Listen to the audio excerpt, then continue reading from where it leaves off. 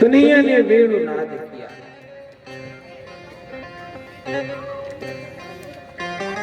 कन्हैया ने वेणुनाद किया बंसी का। कन्हैया ने अपनी बंसी बजाई और जब कन्हैया इस वेणु का नाद करते थे, जब कन्हैया बंसी को बजाते थे, तो ये ब्रज आंगनाएं अपनी सुध बुध भूल जाती थी।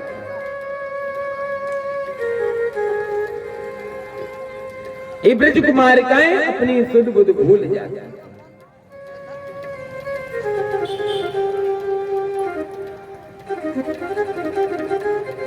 गोरस को गर्म कर रही होती, गोरस को पका रही होती हैं, तो उसमें रामरस मिर्च छोड़ देती। साग बना रही होती हैं तो साग में चीनी गुड़ छोड़ देती। ये ब्रज कुमारिकाएं बड़ा परेशान होती, कन्हैया के पास आती हैं। देख लाला कन्हैया, तू इस अपनी बंसी को बजाने का एक समय निश्चित तो कर ले भाई। ये नहीं कि तेरा मन जब हुआ तब तो बजाने लगा। कन्हैया ने कहा मेरी बंसी है, मेरी इच्छा, जब इच्छा होगी तब मैं बजाऊंगा। भाई तुम्हें क्या समस्या? कहा नहीं कि बांसुरी बजे तो ब्रजना हम बचेंगे वीर, और बांसुरी बजाओ तो लाल हमें विदा कीजियो। देख कन्हैया, इस ब्रज में अब दो में से एक ही रहेंगे, या तो ये बांसुरी तुम्हारी रहेगी और या तो हम रहेंगे। अगर इस बांसुरी से तुझको प्रेम करना है तो तू हमें विदा कर दे, मेरी कोई जरूरत नहीं। अजे ते राग ते ते राग, अजे ते छेद ते ते भेद। कहा जितनी रागनी है ना, जितने इसमें राग हैं उतने दाग भी, उतनी कमियां भी हैं। कन्हैया ने कहा ये मेरी बंसी में कमी, हमें तो एक भी कमी नजर नहीं आती है, तुम्हें बता दो क्या कमी है। लाला तू जब बंसी बजाता है ना, तुम घर में भोजन बना रहे होते, प्रसादी साग बना रहे होते, तो साग में हम मीठा गुड़ छोड़ देते, मन ही स्थिर नहीं रहता। सोने की होती तो जाने क्या करती, जब बात की हो करके इतना तड़पाती है।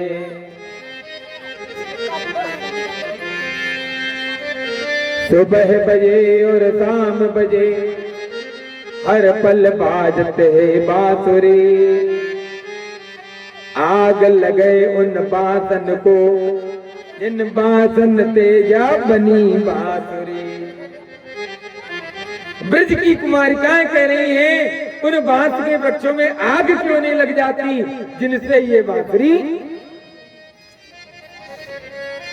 दिन रात बजे, सुबह शाम बजे,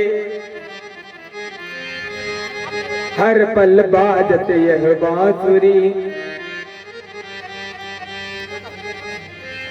कन्हैया से झगड़ा, कोई कोई गोपी श्रृंगार कर रही होती है, शाम को उसके पति के आने का लीलाएं हैं, दर्शन करो, जितना दर्शन करो उतना ही आनंद आती है। कोई कोई ब्रज गोपी श्रृंगार कर रही होती है, दर्पण तो भूल जाती है और हाथ में भी लिए हुई तो भी कन्हैया की वेणु बांसुरी बजने लगती है, उसका ध्यान कन्हैया की बंसी की तरफ चला जाता है। काजल को लेती है, आंखों में लगाना है तो आंखों में ना लगा करके मांग में भर लेती है, सिंदूर को मांग में भरना है तो लेकर के आंखों में लगा लेती है। बड़ी दयनीय दशा है। लहंगा धरिया तीत पे, लहंगा को कमर में पहनना है तो सर में अचनरी पाय चढ़ाई। अजय कल्पना करें, लाला की लीला सुनने में और कहने में जब इतना आनंद आ रहा है तो वास्तविक में जिस समय लीला हो रही होगी तो कितना आनंद।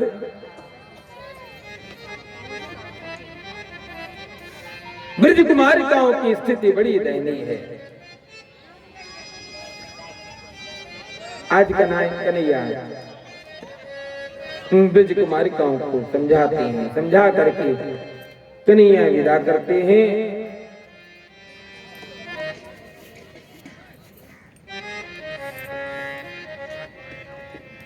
ऐ श्याम तेरी बंसी, ऐ श्याम तेरी बंसी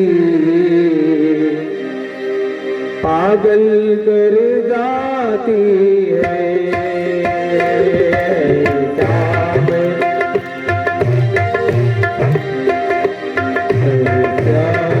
तेरी बंसी पागल कर जाती है।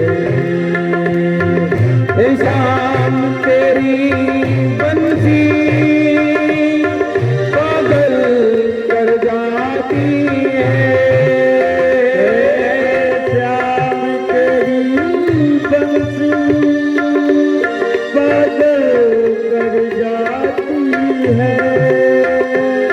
जितना तड़पाती है उतना तरसाती है। जितना तड़पाती है उतना राधे हरि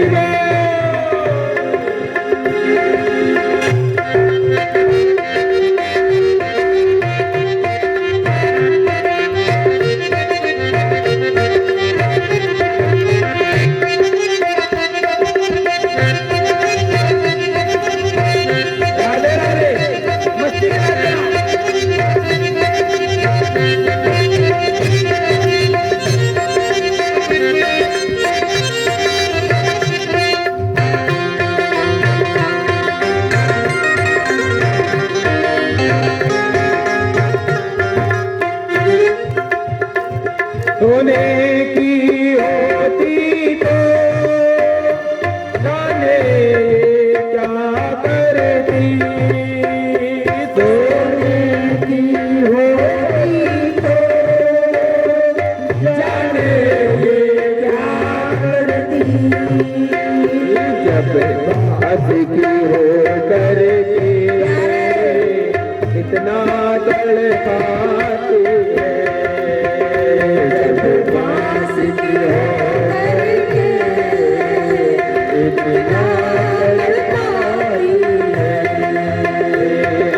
श्याम तेरी बंसी पागल कर जाती है। श्याम तेरी बंसी पागल कर जाती है।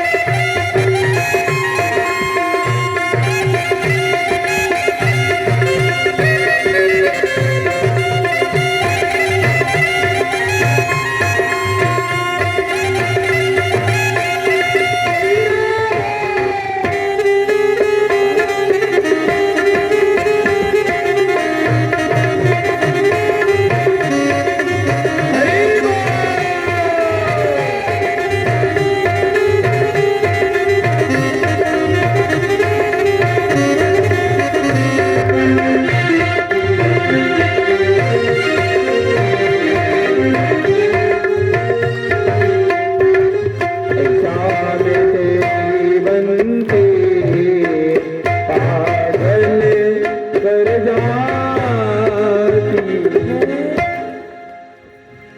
आज कन्हैया ने एक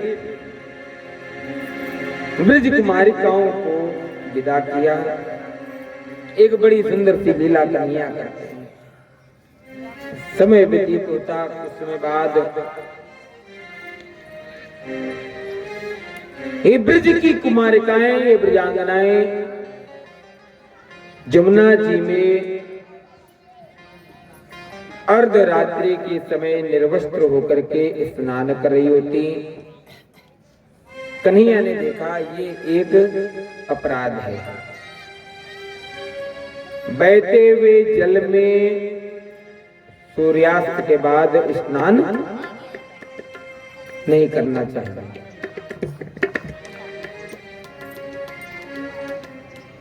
गंगा जी में, यमुना जी में, नदी में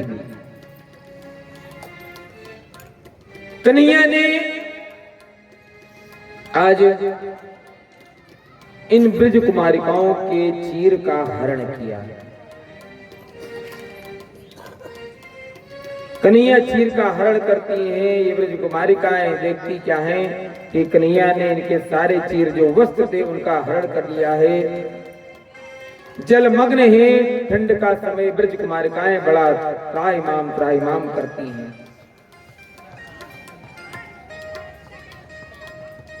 आज कन्हैया इन ब्रज कुमारिकाओं को समझाते हैं चीर क्या है।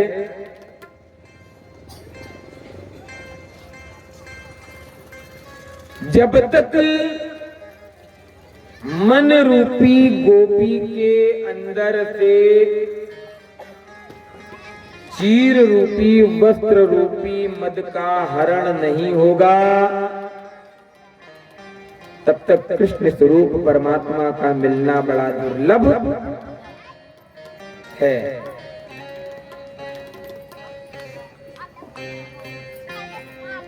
अभी ये बात कुछ कम समझ में आई है, समझ जाते हैं, ऐसा नहीं है। ठाकुर की इतनी कृपा है।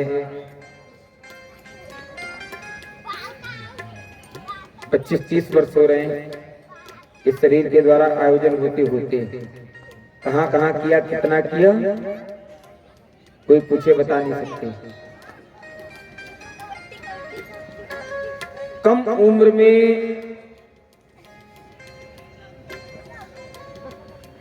इतने राज्य महीनों के हिसाब से घूमे, कल्पना नहीं कर सकते। जहां गए 2-2, 3-3 महीने। ये कृपा है ठाकुर की, महती विशेष कृपा है।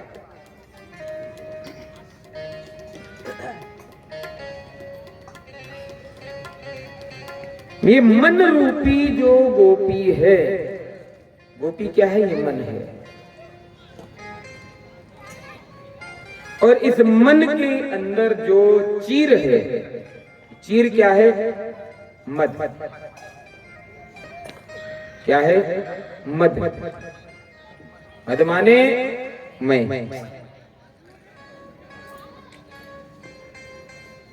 और जब तक इन गोपियों के मन से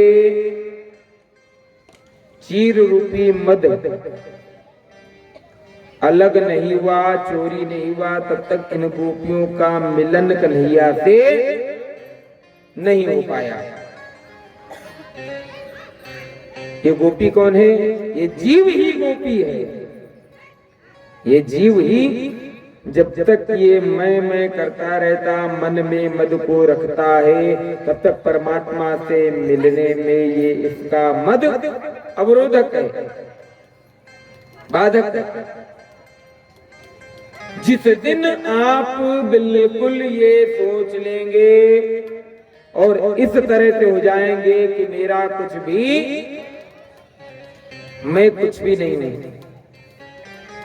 मैं कुछ नहीं करता, मैं कुछ कर नहीं सकता, जो करता है वो है।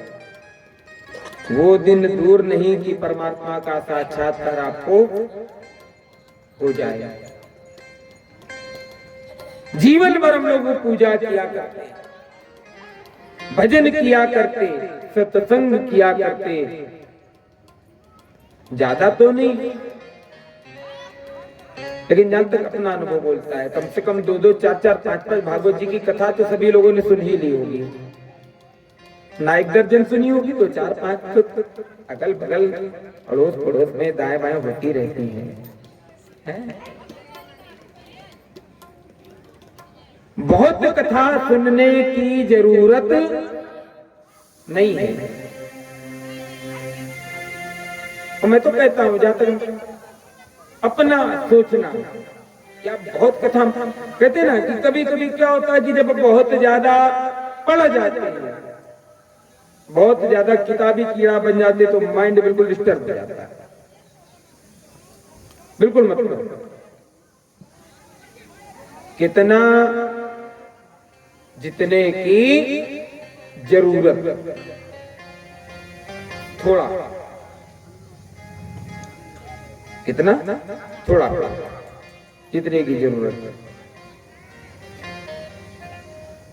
3 घंटे बैठ करके पूजा मत करो, बिल्कुल मत करो, घर में पूजा मत करना। 3 घंटे बैठ करके भजन मत करो, 3 पल करो, 3 सेकंड करो, लेकिन जितनी देर करो, जहां करो, जिसका करो, उसी का ही हो करके रहो। ये नहीं कि माला चल रही है और माला के साथ माला तो चल ही रही है, हाथ में तो माला चलनी है और मन लगाए और टिफिन लगा देना जरा, तो पॉलिश कर देना। अरे मेरे भाई बैठे पूजा में और मन जूते में रखा है।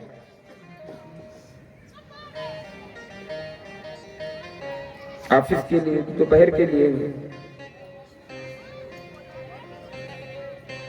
पूजा तो कर लो पहले, भागा नहीं जा रहा है कहीं।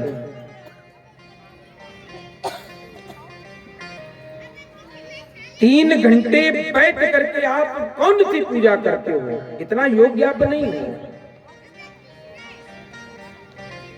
इतना योग्य आप नहीं हो। मैं आपकी बात नहीं करता हूं, मैं अपनी बात करता हूं। हो सकता किसी को बुरा लग जाए,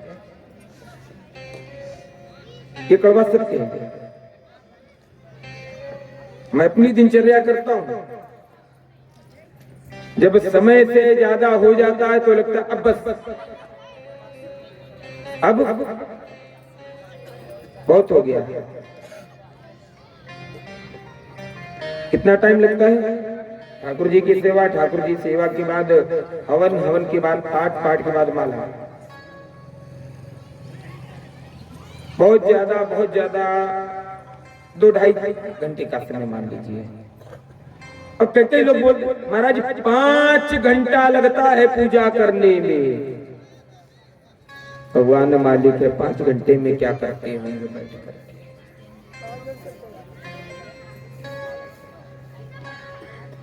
पूजा कम 5 घंटे में व्यवस्थाओं में ही लगता होगा। ऐसी पूजा करने से ना करो, माला करने से ना करो, ध्यान करने से ना करो, एक पल करो। एक घड़ी आधी घड़ी, आधी में बुनियाद।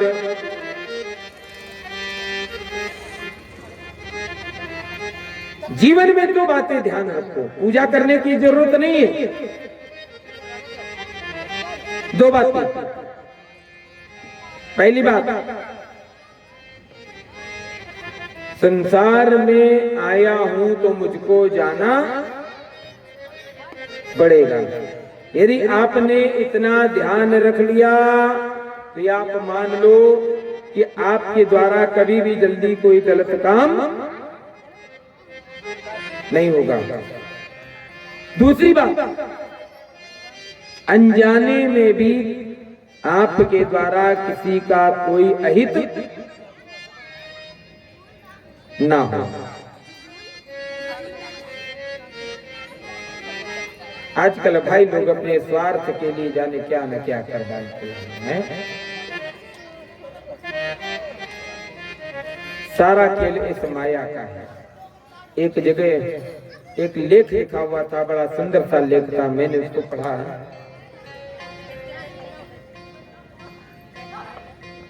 कि जितना लेना देना मेरा तेरा इस बीच का झमेला, कहा जब जन्म होता है, जन्म होने के बाद जब झबला पहनाया जाता है, झबला जानते हैं ना, उस झबले में जेब नहीं होती है, होती है? उस झबले में जेब नहीं होती है। और जब आदमी मरता है तो कफन में भी जेब न आते समय मेरा तेरा लेना देना है, और न जाते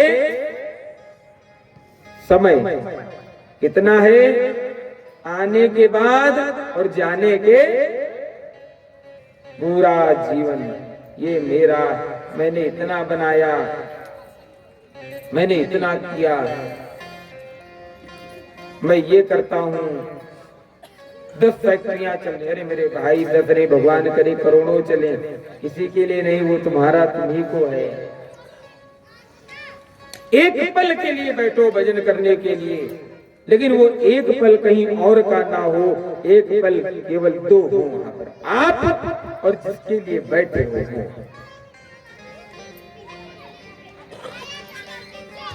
आज कन्हैया इन ब्रज कुमारिकाओं के मन से चीर रूपी मद का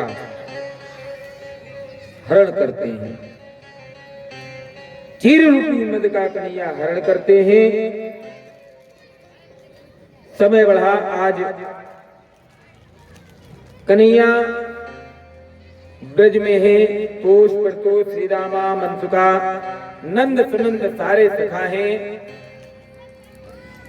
अब तो क्या कहना, सारे सखाओं को कन्हैया ने बुलाया, कहा लाला आज हम लोग एक नया खेल खेलेंगे। सारे सखा सोचने लगते, लाला तो कन्हैया के खेल तो सब एक से बढ़कर के होते हैं, और कोई खेल ऐसा नहीं जिस खेल में बवाल ना होता हो। कभी किसी अघासुर अजगर को मार देते हैं, तो कभी गेंद फेंक देते हैं, तो कालिया नाग को मार देते। अब किसका नंबर है? क्या कौन सा खेल खेलेंगे? कहा अब हम लोग चोरी करेंगे। सारे जगह बड़ा विस्मित है, लाला तुम ये क्या कह रहे हो, चोरी करेंगे? कहा तो लाला तेरे घर में माखन खाने को नहीं हुए? हाँ मेरे घर में तो होता है, लेकिन मनसुखा हुआ सुनंद हुआ इन सखाओं के घर में नहीं है। चोरी करने कहाँ चलेंगे? कहा कहीं दूर नहीं जाएंगे, रोज सब सखा अपने अपने घर में चोरी करवाएंगे। लाला ये तू क्या कह रहा, हम अपने घर में हम खुद चोरी करवाएंगे? जो है देखो भाई, जो चोरी ना करवाएगा तो मंडली के बाहर हो जाएगा। अब कन्हैया से अलग होकर के कौन रहता, रह सकता था कोई? कन्हैया सारे सखाओं को बुलाते हैं, सारे सखाओं के साथ कन्हैया एक मंडल बना लेते, उस मंडल का नामकरण हो जाता।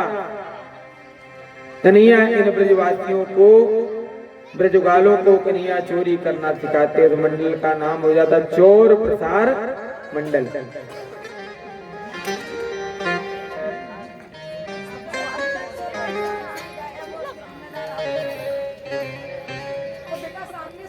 अब जो है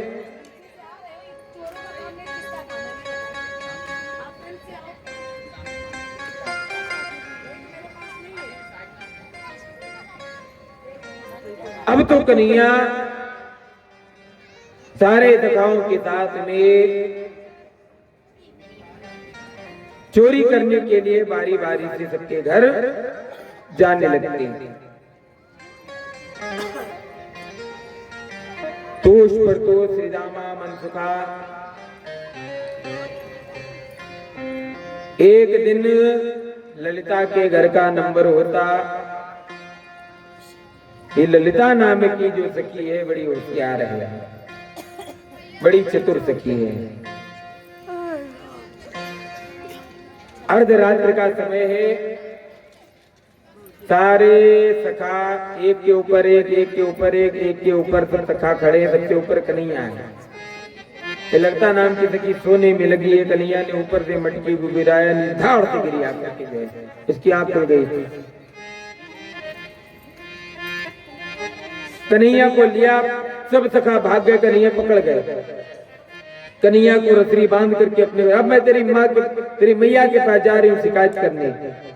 मैया को लेकर के आती, देखती क्या है,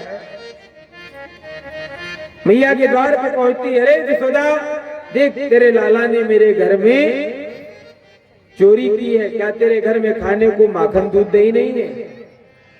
यशोदा ने कहा ललिता ये तो क्या करी, मेरे घर में भला दूध दही माखन खाने को कहाँ कमी, और मेरे लाला ने तेरे घर चोरी की।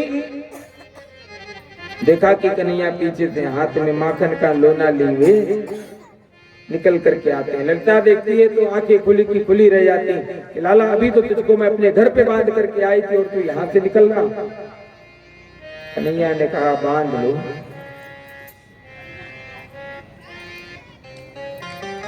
सवेरा हुआ, सब सखा खड़े, कन्हैया भी खड़े, सखाओं ने तो लाला रात कैसे बीती थी, बड़ी दो चार के नहीं। देख आज ये लड़का शिकायत लेकर के गई थी घर पे और आना लेकर के, आज फिर इसी के घर चोरी करने का नंबर है। फिर कन्हैया दूसरे दिन चोरी करने पहुंचते हैं। लाला आज तुझको बांधूंगी नहीं, आज तुम्हें पकड़ करके तेरी मैया के पास ले जाऊंगी। कन्हैया का हाथ पकड़ा और लेकर के कन्हैया को मैया यशोदा के पास ले जाती है और आने देने के लिए। लंबा सा घूंघट है, ब्रज की जो गोपिकाएं हैं ना, ब्रज कुमारिकाएं लंबा घूंघट करते हैं, कानपुर की तरह थोड़ी ना, उल्टा हो गया वारे फैशन। ढकना ये चाहिए तो अब ढका जाता ये, जैसे लगता कहीं से मर्डर करके आए हैं। बुरा नहीं मानना, एक कड़वी बात बोलने जा रहा हूं। पहले के जमाने में ये जो आज फैशन चला है ना मेरी बहन बेटियों का, इतना मुंह बांधना, बगल से पिताजी निकल जाए तो पहचाना नहीं पाए बेटिया हमारी है कि पड़ोसी की है।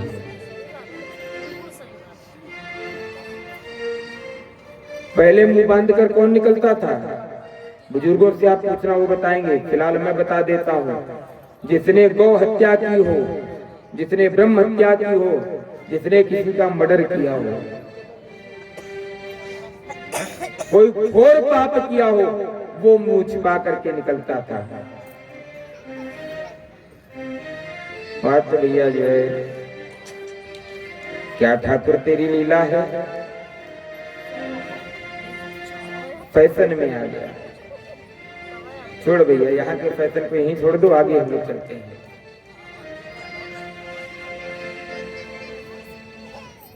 एक बात बताए, रहा नहीं जाता है और मैं कह भी देता हूं। आज समाज की जो स्थितियां हैं, कथा कहीं भगने जा रही, थोड़ी चर्चा करते हैं। आज समाज की जो स्थितियां हैं, बुरा न मानिएगा, क्या स्थितियां हैं? हाँ, पंडित जी की बेटी है और वर्मा जी का बेटा है। बात कड़वी है, दवा कड़वी है, हजम हो गई तो हो गई, नहीं उल्टी तो हो ही जानी है। इसमें 10% दोष बच्चों का है, 90% दोष माँ बाप का।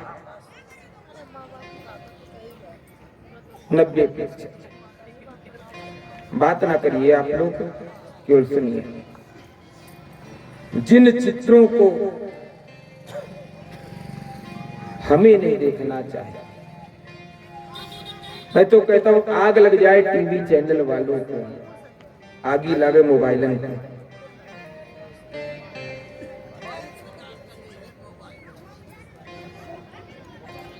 कोई टीवी में ऐसा चैनल नहीं आता, कोई ऐसा सीरियल नहीं आता जो आप बैठ करके अपने परिवार के साथ में देख सकते।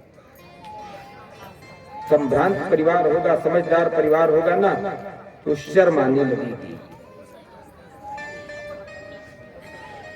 वो नग्न नाच और वो जिन चित्रों को हमें नहीं देखना चाहिए, जब बच्चे छोटे होते हैं, जिस समय उनको संस्कार का बीज बोने की उम्र होती है, तब उस समय बैठ करके हम उन बच्चों को वही अर्धनग्न चित्र दिखाते हैं। क्या होता है उसमें? Boyfriend, girlfriend. हंसिएगा नहीं, सुनिएगा, बहुत कड़वी बात बोलता हूं। आप सब एक तरफ है, मैं अकेला हूं, सब पर नजर रहती है।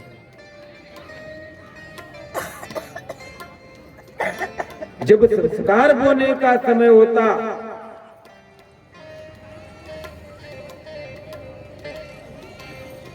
एक समय वो होता था, पड़ोसी का बच्चा ये गलत कहीं पर होता था तो पड़ोसी आकर शिकायत करने आता था, तो जिसका बच्चा होता था वो ये बोलता था आप शिकायत करने को आए, आप उसको वहीं पर दंडित करते हैं।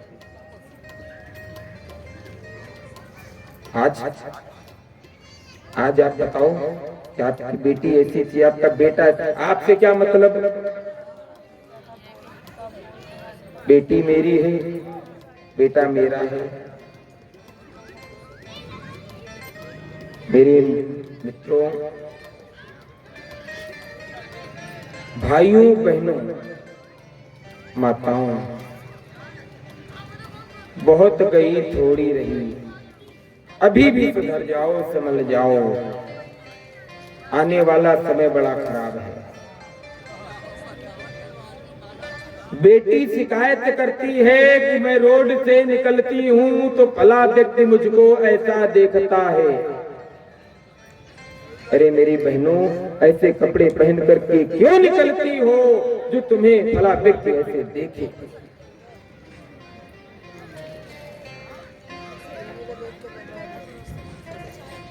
प्रदर्शन हम करते हैं। कई जगह में कथाओं में भी अपने यहाँ देखता हूँ, तीर्थ स्थल पर जाते हैं दर्शन करने के लिए, पहनावा ऐसा होता है, परिवेश ऐसा होता है कि जो 10 दर्शन करने वाले हैं उनका भी मन भ्रमित हो जाता है। व्यक्ति, वस्तु, स्थान को देख करके परिवेश धारण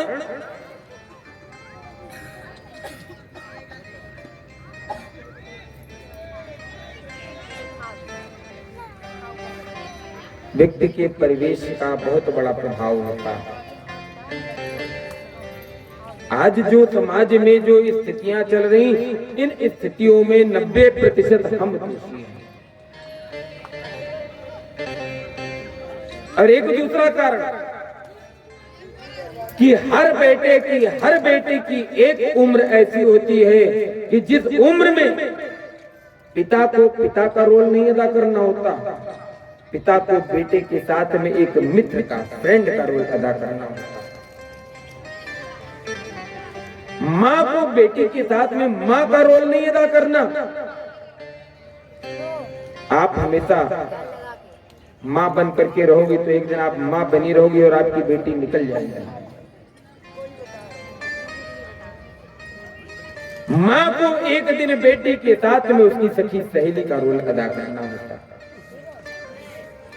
आखिर ऐसी कौन सी बात है जो बात आपका बेटा, आपकी बेटी आपसे नहीं कह सकती, जिस बात को कहने के लिए वो बाहर के लोगों को ढूंढते? या तो घर में शासन अधिक है, या तो घर में शासन बिल्कुल भी,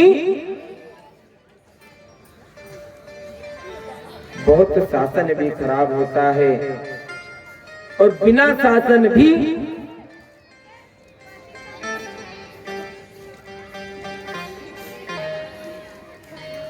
मैं देखता हूं मेरे सामने कई कई केस ऐसे आ जाते हैं। वैसे मैं जल्दी बताता नहीं हूं किसी को अपने बारे में। अपनी एक संस्था चलती है, संत समागम संत रक्षा संगठन करके, बैनर में आप लोगों ने देखा होगा, लिखा हुआ है, इंटरनेशनल संस्था है, ऑल वर्ल्ड। आए दिन केस में देखता हूं, और मेरी बहनों, उन बहनों से मैं कहना चाहूंगा, सचेत हो जाओ। अब समय ऐसा गर्त का समय आ रहा है,